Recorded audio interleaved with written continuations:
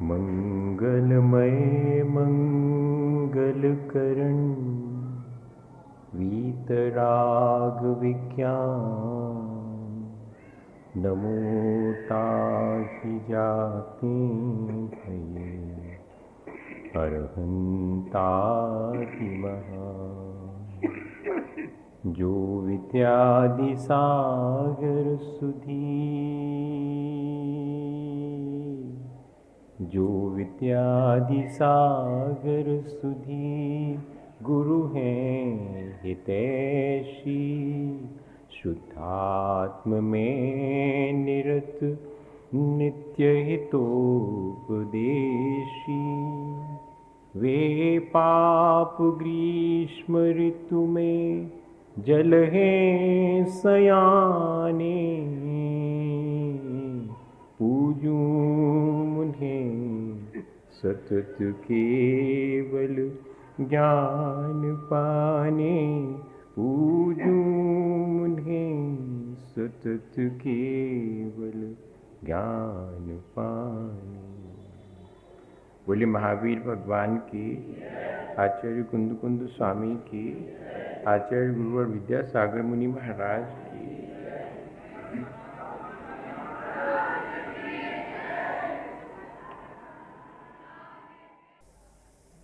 आज एक साथ फिर बैठे हुए हैं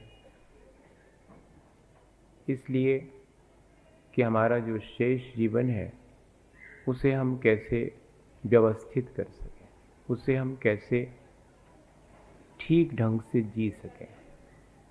अभी तक हम अपने जीवन के अनुभव से पाते हैं कि हमने अपने जीवन को व्यवस्थित ढंग से नहीं जिया।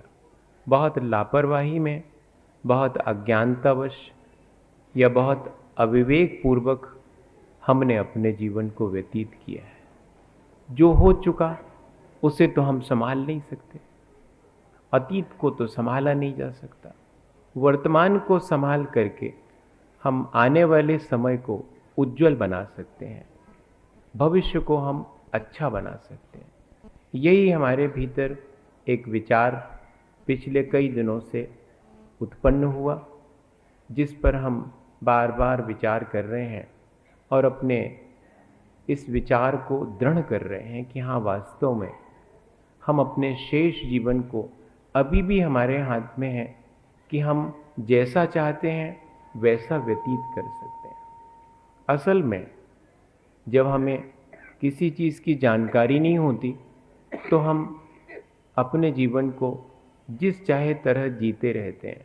कुछ लोग हैं जिनको की जानकारी होने के बावजूद भी वे अपने जीवन को उसी तरह लापरवाही में जीने के लिए मजबूर हो जाते हैं।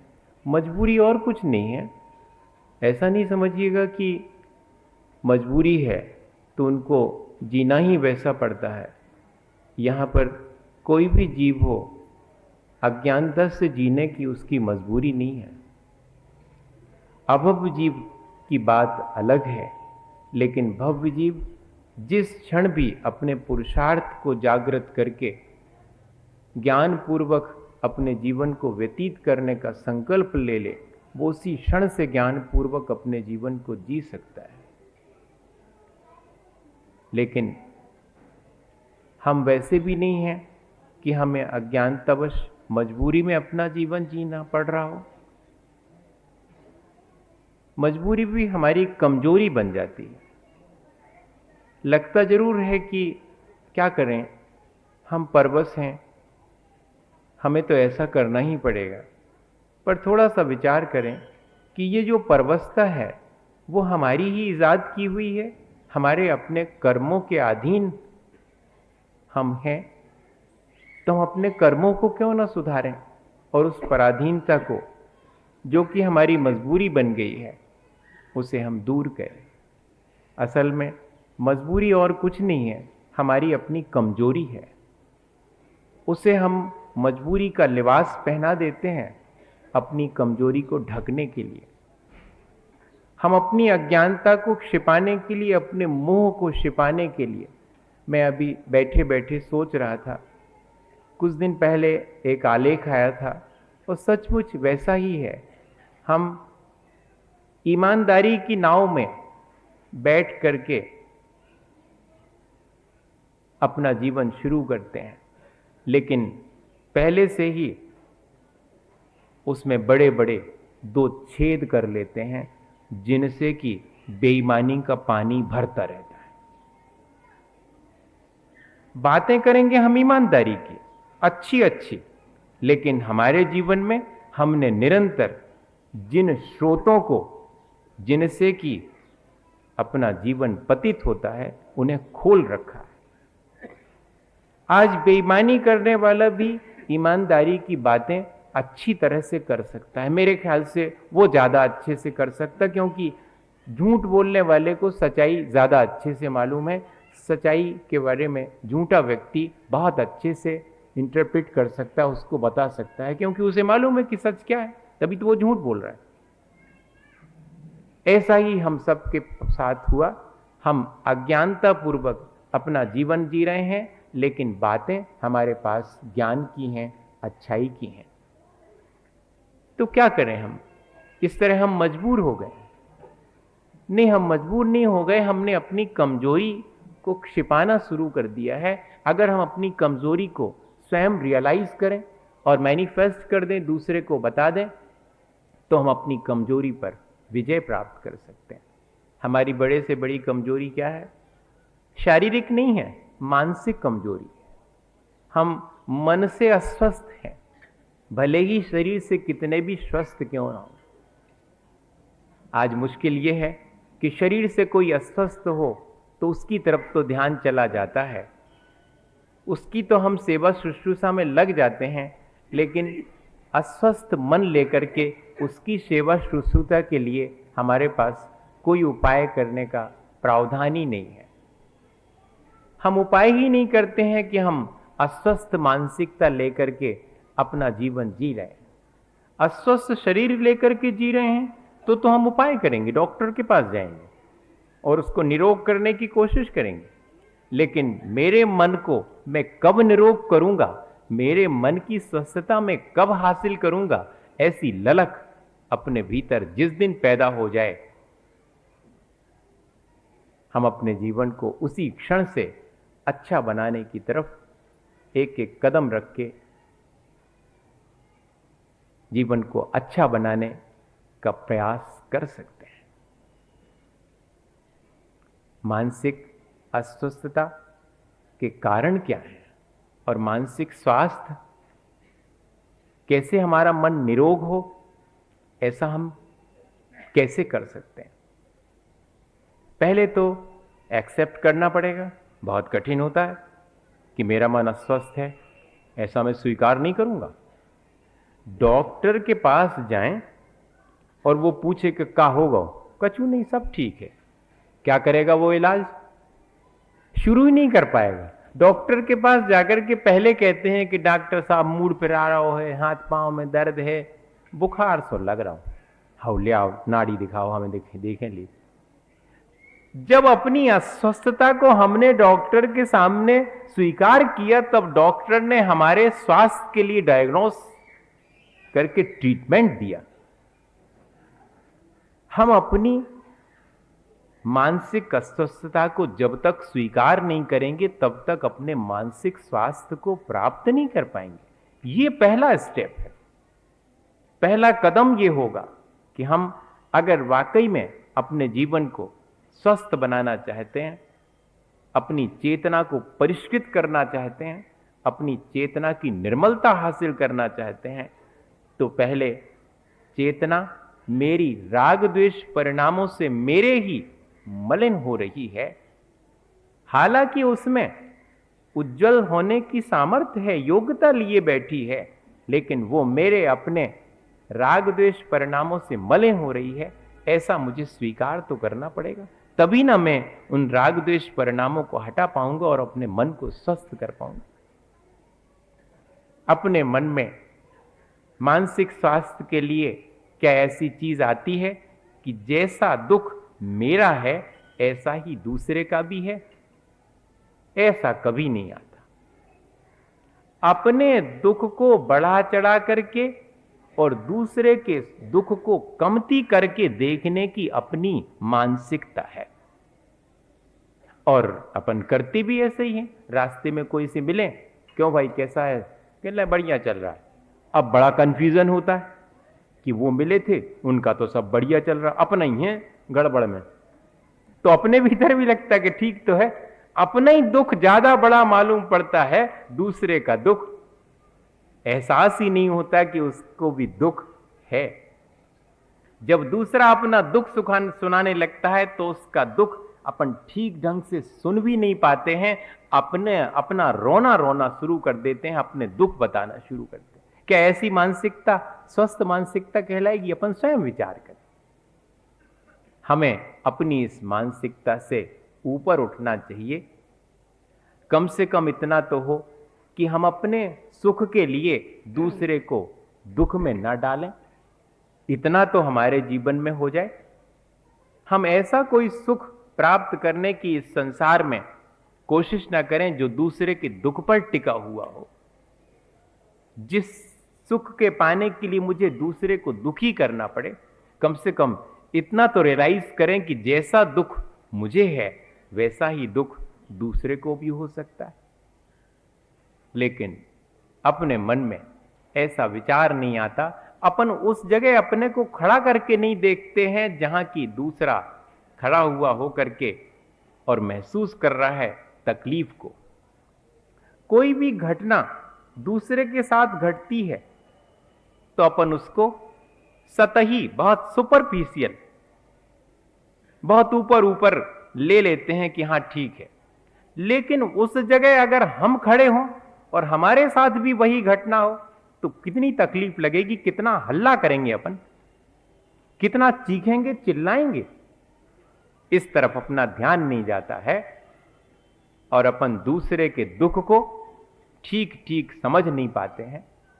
अपनी ही कसौटी पर, अपने ही तराजू से, अपने ही चश्मे से उसे देखने की कोशिश करते हैं और तौलने की कोशिश करते हैं। किसी व्यक्ति ने लिखा कि अपने थोड़े से जल जाने की पीड़ा इतनी ज्यादा है, दूसरे के जल करके राख होने वाली पीड़ा से भी ज्यादा है। दूसरा जल करके राख हो जाए उसकी पीड़ा का एहसास जरा सा होगा, लेकिन अपने जरा से जल जाने की पीड़ा का दिन भर एहसास होगा, और जब तक वो ठीक नहीं होगी तब तक। इतना स्वार्थपूर्ण अपना दृष्टिकोण हो गया। कहते जरूर हैं कि अपने समान ही सब जीवों को समझो, जिनको भी संसार में चेतना है उन सबको हमारे जैसा ही सुख दुख होता है। अपने कथन में तो यह आता है, लेकिन अपने जीवन में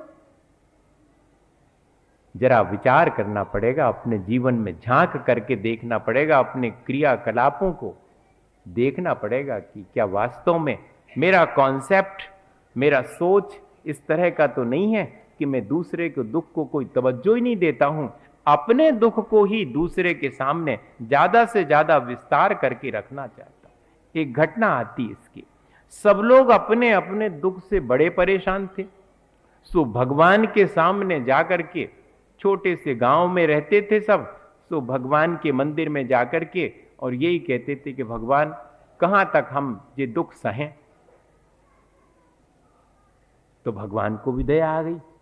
कहानी में वैसे नहीं आती, वैसे तो वे अपने स्वभाव में लीन है, सब पे दया है उनकी।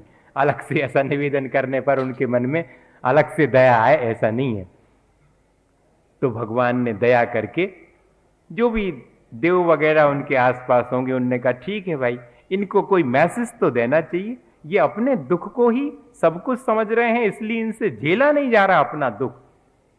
दूसरा इनको सुखी दिखाई पड़ रहा है। सबसे बड़ा कारण अपने दुख का अगर है तो दूसरा सुखी दिखाई देता है तो आदमी ज्यादा दुखी है। अपने दुख से कमती दुखी लोग हैं, उनकी तो मदद करी जा सकती। दूसरे के सुख से ज्यादा दुखी लोग हैं, उनको तो तीर्थंकर आकर के भी सुखी नहीं कर सकते। तो जो दूसरे के दुख से दुखी हैं उनको संदेश तो देना था। भगवान ने कहा कि भाई ऐसा करो, आकाशवाणी हुई कि सब जने अपने अपने दुख की गठरिया पुटरिया बना करके अपने सिर पर रख के आओ, और मंदिर के पास में जो बड़ा सा हॉल है, जैसे ऊपर हॉल है, तो उस हॉल में बहुत सारी कीलें लगा देंगे, सब लोग अपनी अपनी पोटली उसके ऊपर टांग देना। लोगों ने कहा बहुत अच्छी बात, सब दुख दूर हो जाएंगे, वहां हॉल में टांग करके आ जाएंगे अपने दुख की पोटली। तो सबने अपनी पोटली बड़ी से बड़ी बनाई, भले ही उठा तो नहीं बन रही है, सबने उसमें ढेर सारे दुख रखे, बड़ी बड़ी पोटली हो गई, मेरे दुख बहुत बड़े। अब जब दूसरे के देखे, दूसरे के सिर पर पोटली, तो अपनी पोटली सबको छोटी मालूम पड़ने लगी। हमारी पोटली तो दुख की ज्यादा छोटी, सामने वाले की तो और बड़ी है। सबने आकाशवाणी हुई कि भाई टांग दो अपनी अपनी गठरी दुख की। सो सबने अपनी कीलों पर गठरी टांग दी। फिर आकाशवाणी हुई कि सब लोग अपने अपने दुखों से परेशान हैं, इसलिए हमने ये विचार किया है कि सब जने एक दूसरे से अपने दुख बदल लेवे, जोन को जोन पोटली जाने हो सो ले लेवे, इतनी टंगी हैं सब। अब लियो, अब बड़ी दुविधा हुई, भाग दौड़ मच गई। लेकिन पूरी भाग दौड़ के बाद पाया ये गया कि जिसने जहां जो पोटली टांगी थी अपनी ही पोटली उठा ली, दूसरे की पोटली उठाने का साहस नहीं किया। क्यों नहीं किया? कि अपने दुख तो कम से कम दूसरे से कमती हैं, एक बात, और अपने तो भोगे हुए दुख हैं, पता नहीं दूसरे के कौन से प्रकार के पोटली मैंने कर याद है, तो अपन अपने ही ठीक है भैया हैं।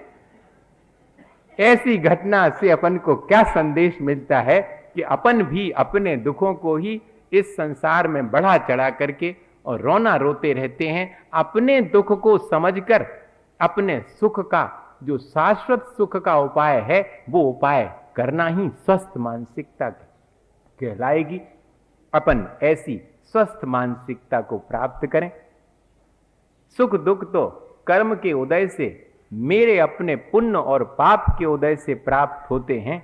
मैं उनको जितने हैं समता पूर्वक सहन करूं, बढ़ा चढ़ा करके कहने की क्या आवश्यकता है। दूसरा भी यहां इस संसार में दुखी और सुखी अपने कर्मों से है, मैं क्या करूं?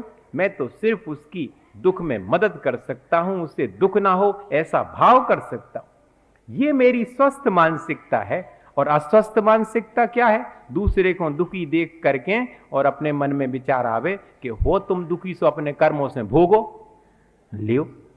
तो ये भी एक मानसिकता है कि दूसरे को दुखी देख करके अपन फौरन, ज्ञानवान है बहुत, सो विचार कर लेते काय से आए जी दुख, इनके कर्मों से आए, और उसके इतना तो ठीक है, उसके बाद धर्म ध्यान कर सकते हैं। इसने अपने ऐसे खोटे कर्म किए जिससे कि दुख है, हे भगवान इसको ऐसी सद्बुद्धि मिले, ये सन्मार्ग पर लगे जिससे कि शाश्वत सुख का उपाय कर ले, तो अपाय विचय नाम का धर्म ध्यान हो गया। और उसी समय अपने मन में आता अगले क्षण कि तुम्हें अपने कर्मों से दुख मिले हैं, सो भोगो, तुमने करे थे ऐसे सो भोगो, हम कछु ने कर तुम्हारी मदद, को करे मदद। ऐसा विचार आता है, खोटा विचार, ये तो अपनी मानसिक अस्वस्थता का प्रतीक है। इसको कम से कम संभालें, इसको दूर करें, अपने मन से निकालें। और दूसरी चीज, छोटी छोटी सी चीजों में, चाहे शारीरिक हो चाहे मानसिक हो, अपना मन गड़बड़ा जाता बहुत जल्दी। अपन सामंजस्य नहीं बिठा पाते, अपने भीतर धैर्य और सहिष्णुता नहीं ला पाते, जबकि मानसिक स्वास्थ्य वाले को बहुत धैर्यवान और सहिष्णु होना चाहिए। लेकिन अपन बहुत जल्दी कषायवान हो जाते हैं, असहिष्णु हो जाते हैं, अपना धैर्य खो देते हैं, सामंजस्य नहीं बना पाते हैं। चाहे वैचारिक स्तर पर हो चाहे शारीरिक स्तर पर हो। वैचारिक स्तर पर तो यह है कि हम जिस परिवार को बिलोंग करते हैं उस परिवार में हमारी चले, चाहे अच्छी हो चाहे गड़बड़ हो, सब हमारी माने, हमारा सिक्का चले। अकेले घर में ही नहीं, समाज में भी हमारा सिक्का चले, और जब इससे ज्यादा मानसिकता दूषित होती है तो देश में हमारा सिक्का चले, और फिर बाद में झगड़े झत्ते करके जिस किसी तरह राजा बन करके पहले अपने फोटो का सिक्का चलवाने की इसीलिए आदत थी और कुछ नहीं। हमारा सिक्का चले। हर आदमी के भीतर ये भावना कहां से आई? अपने ही कर्मों से, अपनी ही कषायों से, अपनी ही अज्ञानता से। भैया किसका सिक्का चला यहां पर? चक्रवर्ती भी अपने नाम लिखवावे की लाने वृषभगिरी पर्वत पर पहुंचे थे, सो सारे पर्वत पर उनके पहले ही नाम लिखे हुए थे। तब दूसरे का नाम मिटा के, दूसरे की प्रशस्ति मिटा के अपनी लिखने पड़ी थी। ऐसे तो असंख्यात चक्रवर्ती हो चुके। मैं तो सोचता था कि मैं ही पहले सचखंड का अधिपति हुआ हूं। ऐसा अपने भीतर भी यही मानसिकता आती है। भैया अपन जब घरे नेहते, जब भी घर चलत, तो अपन जब समाज में नेहते, जब भी समाज वैसे ही चलता था। अपन देश में नेहते, सो भी देश में ऐसे ही चलता था। और अपन इतने तीन ही जगह ने रहे हैं, तब भी ऐसा ही चलेगा। संसार में रहने से संसार अपन से चल रहा हो, ऐसा नहीं है। ये तो ठीक वैसा ही हो गया जैसे एक बकरी छाया पा करके वो बैलगाड़ी के नीचे खड़ी थी। अब थोड़ी छाया थी वहां बैलगाड़ी के नीचे, सो में खड़ी थी। फिर बाद में बैलगाड़ी चली, सुबह छाया भी चलने लगी। उसने सोचा कि बैलगाड़ी के नीचे अच्छी छाया है, अपन भी छाया में चलो। सो वो भी छाया में चलने लगी। सो थोड़ी देर तो छाया में चलते चलते उसके मन में विचार आया कि देखो अगर हम रुक गए हैं तो बैलगाड़ी रुक जाए। बैलगाड़ी हमारी वजह से चल रही, हमारी दम पे चल रही बैलगाड़ी। ऐसा अपने मन में विचार आ जाता जैसे कि सारा संसार मेरे अपने ऊपर निर्भर हो, मैं उसको चलाने वाला हूं। ऐसे मानसिक रूप से अपने मन में विचार आ जाते। वो जरा सी बात में अपन सामंजस्य नहीं कर पाते। पढ़े लिखे लोगों को देखता हूं आज के समय में, बड़ी पढ़ाई करे हैं, लेकिन क्षण भर में विवाह के बाद तलाक की स्थिति बन जाती है, जिससे हम ये कहते हैं कि तुम्हारे बिना एक क्षण नहीं रह पाएंगे, उसी से हम ये कहते पाए जाते हैं कि तुम्हारे साथ हम एक क्षण नहीं रह पाएंगे। अब बताओ आप, ऐसी मानसिकता, सोचो थोड़ा कि हम लोग किस तरह की मानसिकता वाले हो गए। हमें क्या ऐसा स्वभाव था? हमें स्वयं परिवर्तित करना चाहिए अपने आप को। इसी तरह शारीरिक रूप से देखें, ना शारीरिक सहिष्णुता है, ना धैर्य है। जरा सा रोग शोक व्याधि हो गई, ले साहब उसको सहन नहीं कर पाएंगे। थोड़ी सी गर्मी लगी, कूलर चलाओ। थोड़ी सी ठंड लगी, एसी चलाओ। थोड़ी सी ठंड लगी, हीटर चलाओ। मंदिर में पूजा तो करेंगे भगवान की, लेकिन पंखा के नीचे बैठ के हमसे नहीं हो, हमें पसीना अच्छा नहीं। इसका मतलब आपकी सहन शक्ति कम हो गई। आपने धर्म ध्यान तो किया, लेकिन आपकी शारीरिक रूप से जो सहिष्णुता थी वो कहां गई? आपका शरीर परिचय और उपसर्ग जब तक सहन नहीं करेगा, तब तक आप अपने शरीर के माध्यम से और अपने चेतना का विकास कर पाएंगे? क्या कर्मों की निर्जरा कर पाएंगे? जो शरीर से जितना सहन करने की सामर्थ्य रखता है, वही अपने आत्मा से कलुष परिणामों को हटा करके अपने कर्मों की निर्जरा कर सकता है। भैया आज शारीरिक रूप से भी अपन कमजोर हो गए। कमजोर हो गए का मतलब क्या? शरीर कमजोर होगा नहीं, शरीर में सहन शक्ति की क्षमता अपन ने बहुत सारे साधन ढूंढ करके कम कर ली है। इतने साधन है, पहले भी लोग थे, अभी भी गरीब लोगों के छोटे से बेटा वहीं पर पत्थर तोड़ता रहता, और वहीं पर उसकी मां पत्थर तोड़ रही और बेटा वहीं पर खेल रहा है सड़े गले कपड़ों में। लेकिन साहब हैं तो उनका बेटा एसी में लेटा है और तन्नक सो बाहर निकलो सो लू लग गई। लियो अब बताओ, वो को तो नहीं लगी लू, वो तो वही में डरो लू में ही।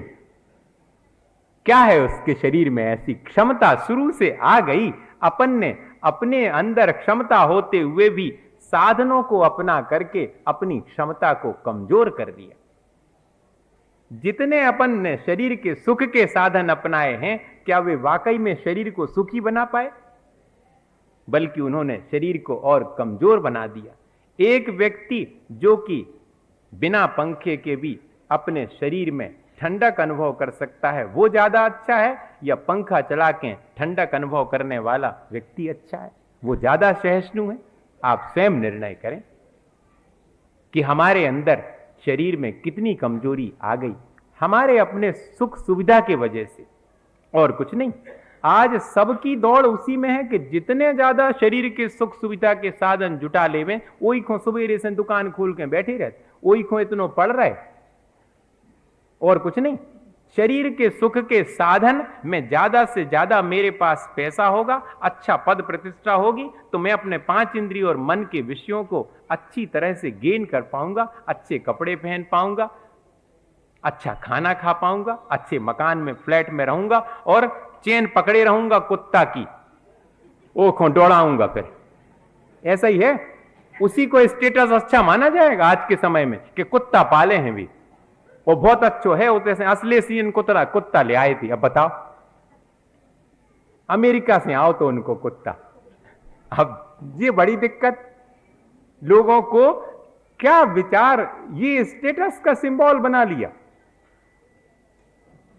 इस तरह से अपन ने अपने शरीर को ही, अपने मन को ही विकृत कर लिया। ये तो विकृत मानसिकता है और शरीर की असहिष्णुता है। गांधी जी जैसे लोग भी इस देश में हुए हैं जिन्होंने हमें सहिष्णुता का मानसिक भी और शारीरिक भी पाठ पढ़ाया।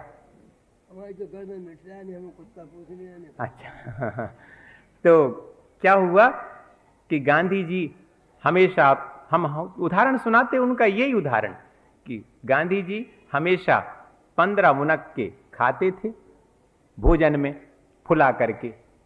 तो एक दिन नायडू उनके पास में भोजन के समय आई और उन्होंने देखा कि बापू को तो काम बहुत करना पड़ता मन से, और 15 ही खाते हैं, अपन 20 कर दो, क्या फर्क पड़ता है। सो उनने 5 मुनक्के और बापू के बढ़ा दिए। अब बताइए, बापू को लगा कि 15 से ज्यादा मुनक्के हैं, तो उन्होंने निकाल करके 10 मुनक्के एक तरफ रख दिए और 10 ही खाए। तो फौरन नायडू बोल पड़ी, बापू आप तो 15 वैसे ही लेते थे, आपने तो 10 अलग कर दिए, 10 ही रह गए। बोले नायडू मैंने सोचा कि जैसे 15 ऐसे 10, जैसे तुमने सोचा कि जैसे 15 हूं से 20, ऐसा ही हमने सोची कि जैसे 15 हूं से 10। भैया ये है सहिष्णुता, विचारों की भी और शरीर की भी। लेकिन आज एक चीज जरूरत है, 4 चीजें चाहिए। जरूरी है एक चीज, लेकिन लग्जूरियस विलासता के लिए मुझे 4 चीजें और 400 चीजें चाहिए। उन 4 और 400 चीजों के लिए मुझे किसी भी जीव को दुख देना पड़े तो मुझे मंजूर है। मैं अपने सुख के लिए दूसरे को भी दुखी कर दूंगा। ऐसे विचार, ऐसी मानसिकता कहां ले जाएगी अपने को? विकृत मानसिकता। और तीसरे नंबर, अपने जीवन को अपन ने मर्यादित नहीं किया। अपने जीवन की मर्यादाएं अपन ने निर्धारित की, अपने जीवन को व्रत नियम संयम में बांधा, या कि अव्रत और संयम पूर्वक ही अपने जीवन को व्यतीत कर रहे हैं। अपन झांक करके अपने जीवन में देखें कि हां वास्तव में ऐसा ही है। जो जब मन में आया वो खा लिया। कब खाना चाहिए, क्या खाना चाहिए, कैसे खाना चाहिए, क्यों खाना चाहिए, इस तरह के प्रश्न अपने भीतर उठते ही नहीं है। चाहे जहां खा लेना चाहिए, रोड पे खड़े होटल में ही खा लो चाहिए, भोजन करने अपन को का। जैसो वो घूमता रहते हैं जानवर, सो इते मुंह मारो, उते मुंह मारो, उते मुंह मारो, पेट भरने अपन को। तो ऐसा ही अपन भी करते। बुरा नहीं मानना, आप अपन विचार कर रहे हैं, आपको उलाहना नहीं दे रहा हूं। क्या हमारी आदत ऐसी ही नहीं हो गई? अपनी आदत पर विचार करें जिसको कि अपन अच्छा मानते हैं, लेकिन इस आदत को अपन, जिसको हम ठीक मानते हैं, क्या वो ठीक है सचमुच में? ये अपन को ही विचार करना, और दूसरे को ये विचार अपने जीवन के बारे में सौंपना नहीं करने के लिए हम आपके जीवन में विचार करें। इतनी फुर्सत किसी को नहीं है। सबको अपने अपने जीवन के बारे में, अनुशासन के बारे में, मर्यादा के बारे में विचार करना चाहिए। कितनी मर्यादा मैंने रखी है? मेरी मंदिर की मैंने मर्यादा रखी है?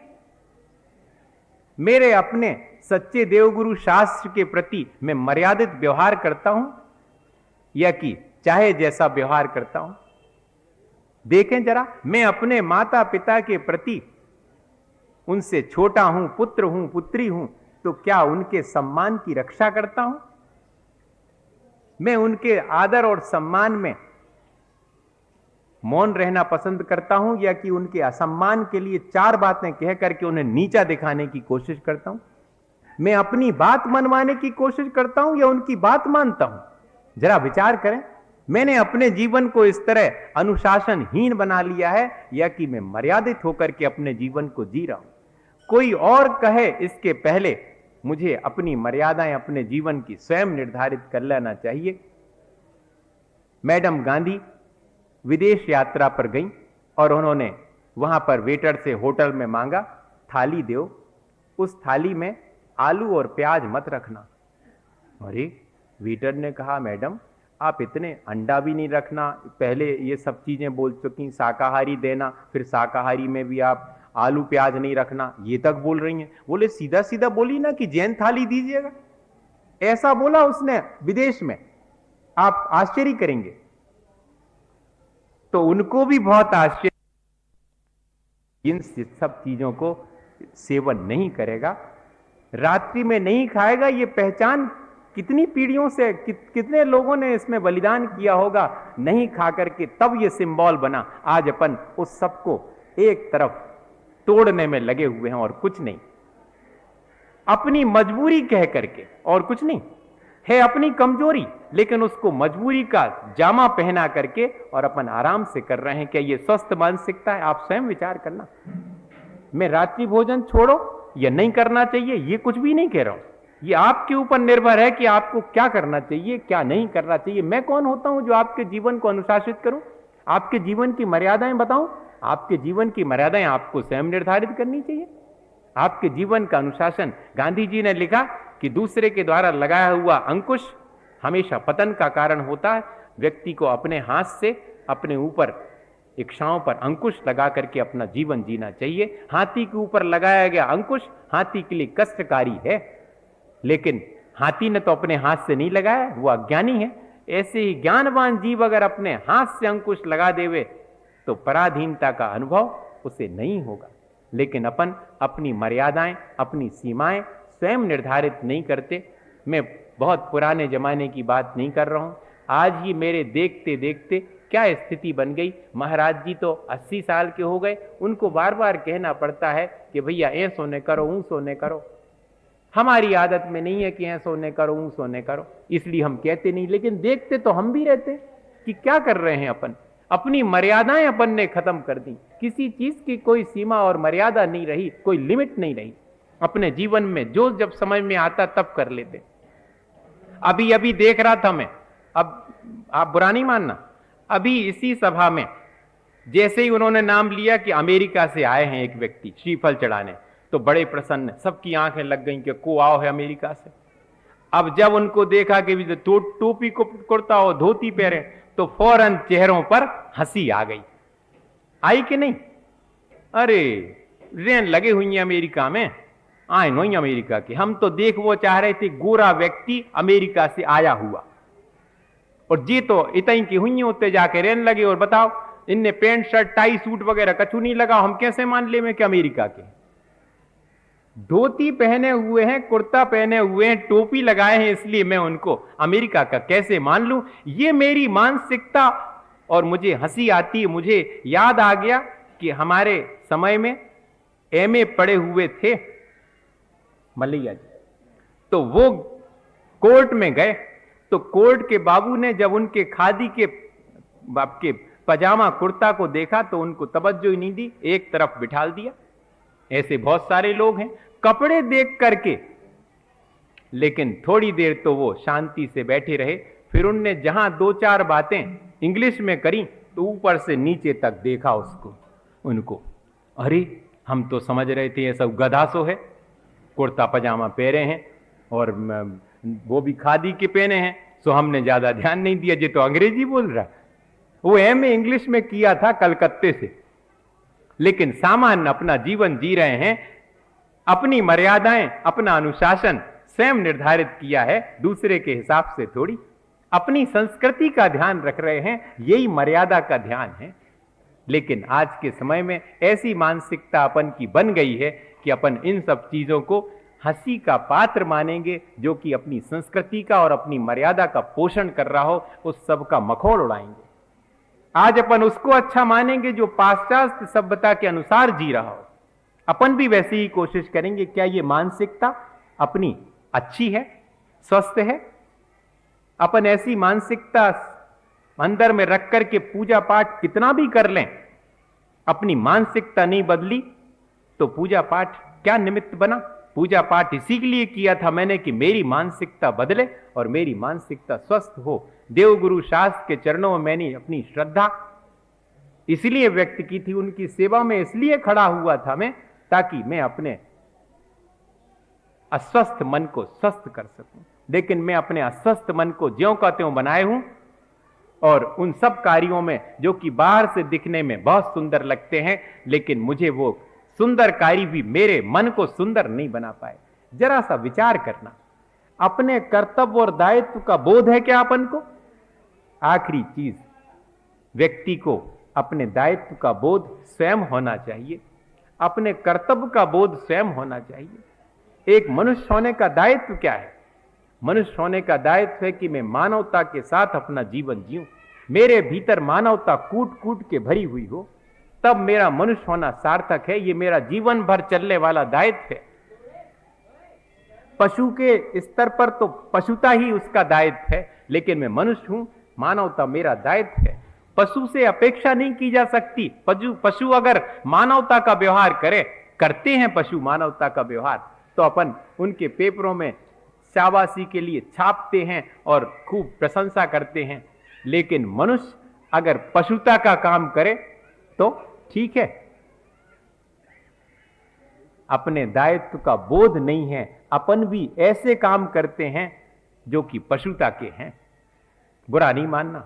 जितने आपके मुरैना का नाम पढ़ करके, और अभी तक मुझे बहुत दुख है कि पहले नंबर नाम है भ्रूण हत्या में, वो भी बेटियों की हत्या में। नंबर 1 है एमपी में, नंबर 3 है ग्वालियर का। अब बताइए आप, और कितना धर्म ध्यान आप करेंगे, कितना भी कर लें, लेकिन अगर आप ऐसे दायित्व बोध से अमानवीयता के कार्य करते हैं, तो क्या आप अपने को धार्मिक मान सकेंगे? इस मानसिकता से अपने आप में जितनी धर्म की क्रियाएं दोहराएंगे, वो सब धर्म की क्रियाएं अकारक हो जाएंगी। कितनी बार महाराज जी कह चुके। लेकिन अपन ने अपने दायित्व का कभी, सिर्फ इसलिए कि अपने दायित्व का अपन को जागरूकता हो कि मैं भी अपने दायित्ववान हूं और मुझे भी अपने दायित्व का बोध होना चाहिए। आज नए बच्चे ये कहते हुए पाए जाएंगे कि अरे माता पिता की सेवा नहीं करी, देश की रक्षा नहीं करी, देश के लिए कुछ अपनी पढ़ाई का कोई उपयोग नहीं किया, मुनि महाराज बन गए। का दायित्व निभाओ उनने?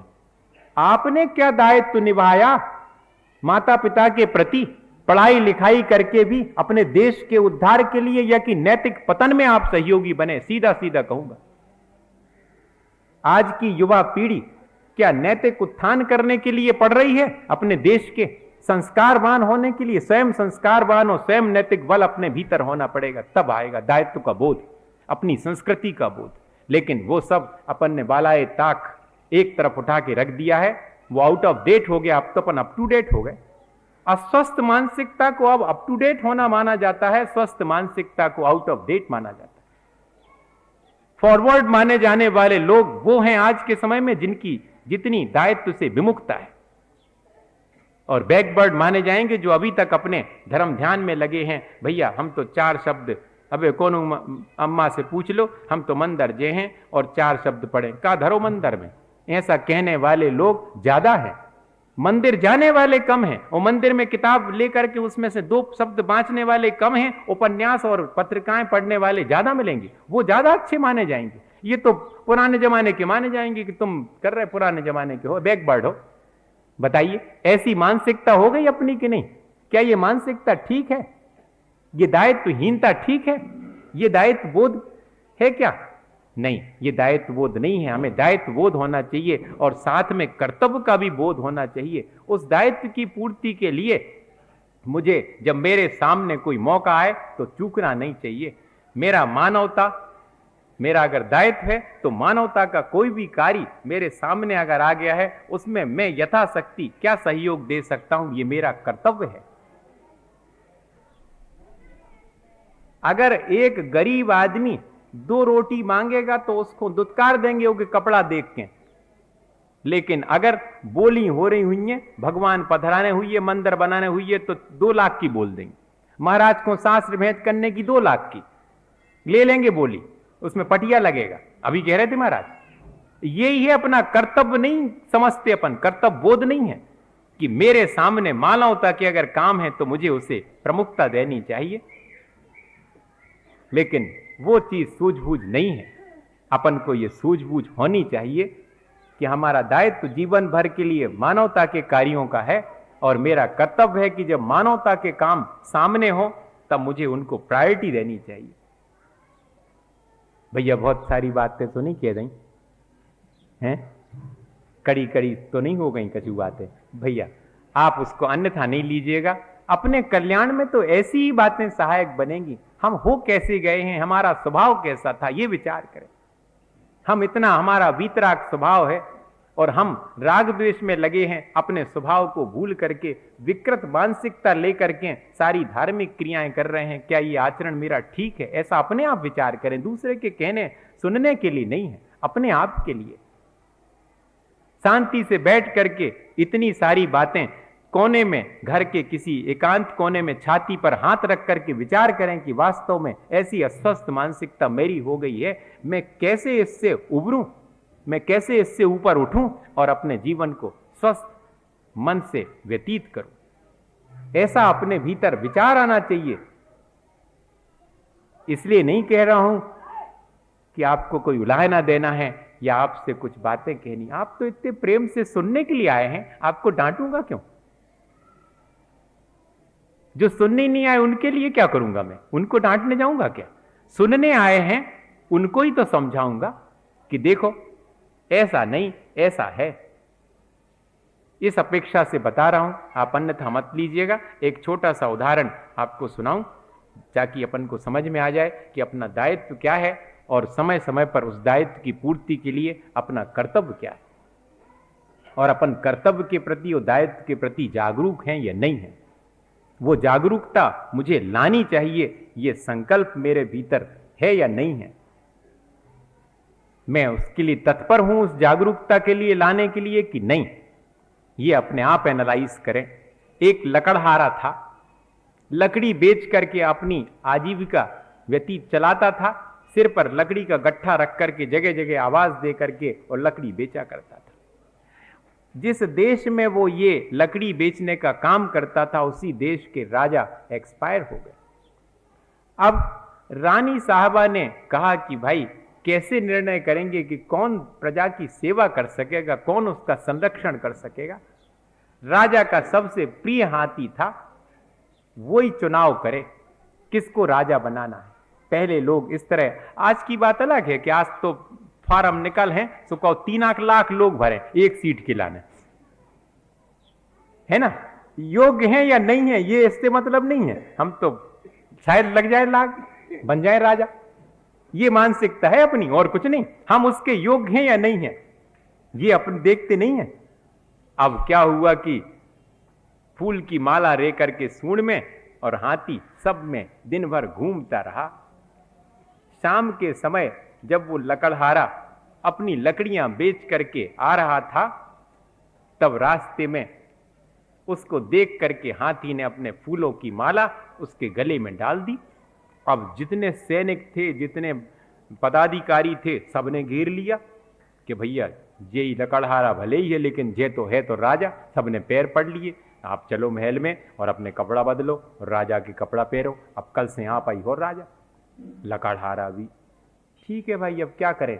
और कोई होता तो बहुत हंसता, कहते पहले वीडियोग्राफर को बुलवाओ, हमारी फोटो खिंचवाओ, पेपरों में निकले कल के इनको राजा अपॉइंट करोगे हेमंत इस किस के लिए। अब ये कुछ भी नहीं, वो तो घबराया कि भाई मैं तो लकड़हारा हूं, मुझे फौरन राजा बना रहे हो, मेरी अब मुझे ये देखना पड़ेगा कि मैं राजा के योग्य, मुझे बना दिया है तो मेरे अंदर योग्यता है या नहीं। मेरे अंदर दायित्व का बोध है कि नहीं, मेरे कर्तव्य का बोध है कि नहीं, ये उसके लिए चिंता हो गई। और रात भर राजा के पलंग पर सोया और दूसरे दिन राजसभा में जब बैठा, जैसा न्याय करना था वैसा न्याय किया। न्याय क्या करना था, मंत्रीगण थे तो उनके माध्यम से सारा राजकाज दूसरे दिन का आसानी से चला। वो तो सिर्फ राजा बना बैठा रहा। लेकिन जब सिंहासन से नीचे उतरने लगा तब देखिएगा, सिंहासन से नीचे उतरते समय दोनों मंत्रियों के दोनों कंधे पर अपने हाथ रख के फिर नीचे उतरा। मंत्रियों को हंसी आ गई तो उसने, राजा बने लकड़हारे ने कहा कि मैं समझता हूं तुम क्यों हंस रहे हो। तुम इसलिए हंस रहे होगे कि देखो कल तक अपना लकड़ी का बोझा सिर पर रखने वाला और अपना बोझा ही दूसरे के कंधों पर रख करके उतर रहा है। उस राजा बने लकड़हारे ने दो बातें कही कि मेरे कंधे पर हाथ रखने का एक कारण कि मैं तो अज्ञानी हूं, मैं राजा के लायक आपने बना दिया है, पर सारा राजकाज आपके कंधों पर है। मैं स्वयं भी आपके आश्रित हूं, इसलिए मैंने दोनों के कंधों पर हाथ रखा। आप दोनों को ही काम करना है, मैं तो सिर्फ आपका बनाया गया राजा हूं। और दूसरी बात कि एक राजा को तो राजा के अनुसार अपना कार्य होना चाहिए, तो राजा को तो यही शोभा देता है कि वो इस तरह दूसरे के कंधे पर सहारा लेकर के और फिर नीचे उतरे, जैसे कि आज के समय में कोट पहरावे दो दो जने चाने नौकर, ये स्टेटस है। तो ऐसा ही स्टेटस सिंबल राजा का भी है कि उसको अंगरक्षक चाहिए। भले ही राजा बलवान है लेकिन उसकी शोभा है उसके अंगरक्षक। जैसे इंद्र के भी अंगरक्षक होते हैं। इंद्र का शक्ति लिखी हुई है कि तीनों लोगों को डमरू की तरह उठा पटक कर सकता है, इतना बल है उसके भीतर, फिर उसके अंगरक्षक की क्या जरूरत है, ऐसा प्रश्न आ जाता है। लेकिन नहीं, ये उसके दायित्व के लिए उसके पद के योग्य है। तो मैं अपने जिस राजा मुझे बनाया है उस पद के योग्य ही कार्य करूंगा। मैं लकड़हारा हूं, ये मुझे भुलाना पड़ेगा। मैं राजा हूं, इस प्रकार मुझे जीना पड़ेगा। मेरे दायित्व का बोध भी मुझे है और आप सब इस राज्य काज को चलाएंगे, ये मेरा कर्तव्य का बोध है। भैया, उदाहरण से अपन को यही संदेश लेना चाहिए कि जो जिस जगह पर है वो अपने दायित्व को पहचाने और जब उस दायित्व की पूर्ति के लिए कोई कर्तव्य सामने आए तो उसे पूरी तत्परता के साथ पूरा करे, ईमानदारी से पूरा करे, तो अपने जीवन को अपन अच्छी मानसिकता और स्वस्थ मानसिकता से पूरा जी सकते हैं। वरना तो जैसा जीवन जी रहे हैं वैसा जीवन अपने लिए मिला, उसकी सार्थकता नहीं होगी। अगर अपन जीवन को सार्थक करना चाहें तो वास्तव में स्वस्थ मानसिकता के साथ जी करके ही सार्थक कर सकते हैं। बोलिए आचार्य गुरुवर विद्यासागर मुनि।